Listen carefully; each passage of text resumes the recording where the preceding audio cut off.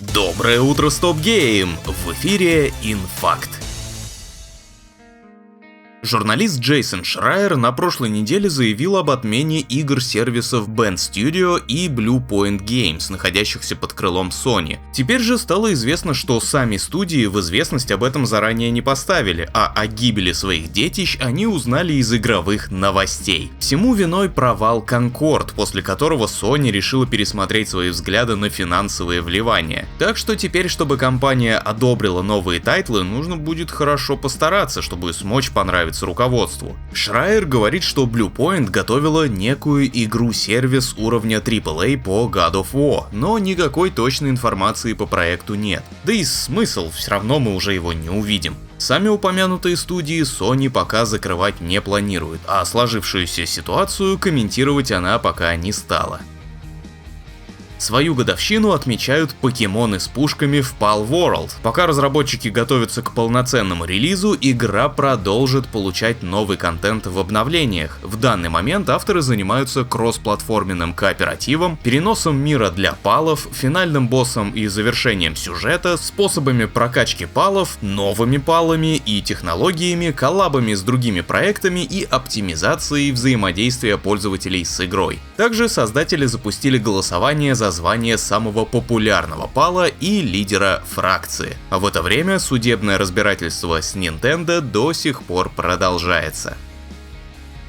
У самой Большой N сейчас вовсю идет подготовка к продаже второго свитча, а благодаря изданию «Известия» теперь стало понятно, на какую сумму стоит рассчитывать при покупке нового девайса в России. По мнению управляющего партнера агентства цифровых коммуникаций Headsmade Ярослава Мишалкина, ценник ожидается в районе 70 тысяч рублей, но так будет лишь на старте, постепенно цена снизится до 50 тысяч. IT-эксперт Сергей Поморцев же считает, что Switch 2 будут продавать дороже, за 90 тысяч, но это не помешает россиянам раскупить первую партию, как то было с PlayStation 5 Pro. С ней вообще какая-то шиза, умудрились продать консоль вдвое дороже, чем та стоила в Европе. Бывший руководитель Nintendo Россия Яша Хаддажи говорит, что если бы консоль вышла вот прямо сейчас, то с учетом всех расходов и налогов стоимость портативки составила бы 65 тысяч. А вот зарубежные аналитики прикидывают, что за бугром свитчеру будут продавать за $400-500.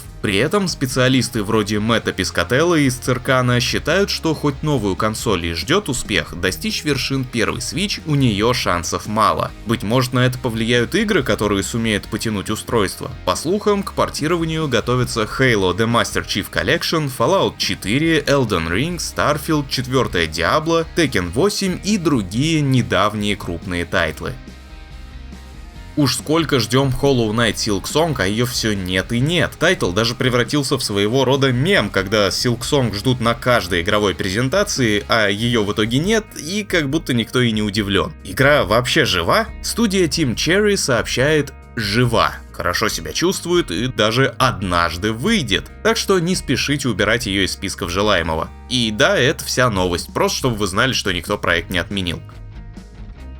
Коллектив Firefly Studios собирается возродить еще одну классическую Stronghold. На этот раз анонсировали ремастер Stronghold Crusader. Игра не только подвергнется обновлению всего старого контента, но также пополнится свежачком, а именно расширенные карты, дополнительные настройки, улучшение различных геймплейных систем, новые юниты, аж 2 новые исторические кампании и 4 боевые тропы песков времени. Stronghold Crusader Definitive Edition ждем в Steam 15 июля, а демку уже можете заценить.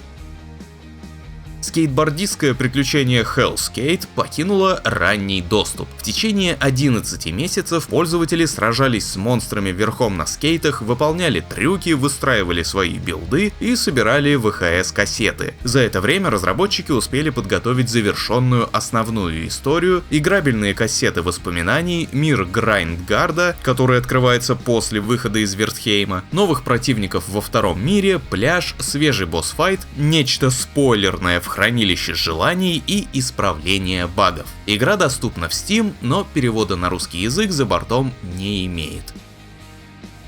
Стала известна дата выхода кооперативного экшен-рогалика Sworn, в котором мы в роли рыцаря должны выступить против тирании заколдованного короля Артура. В одиночку или с друзьями нам предстоит очистить Камелот от сил тьмы, используя мечи, магию и благословения в самых разных комбинациях. В демо-версии доступны 2 биома, набор вооружения и навыков, несколько рыцарей круглого стола в качестве злодеев, испытания и хаб. Больше контента в игру завезут на старте раннего доступа 6 февраля в Steam. Полноценный же релиз планируется также на PlayStation 5, Xbox Series и Nintendo Switch, но и здесь локализацию не завезут.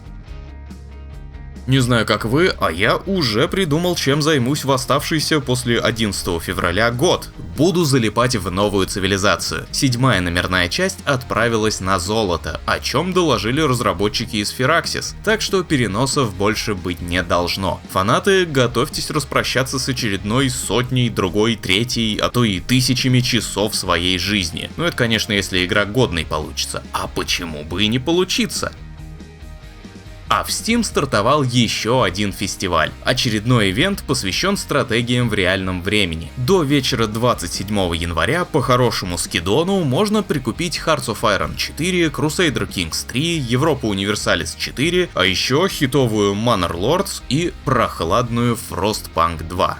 И с новостями у меня все. Хотите больше? Залетайте на stopgame.ru и ознакомливайтесь. Приятного аппетита, хорошего настроения и отличного дня!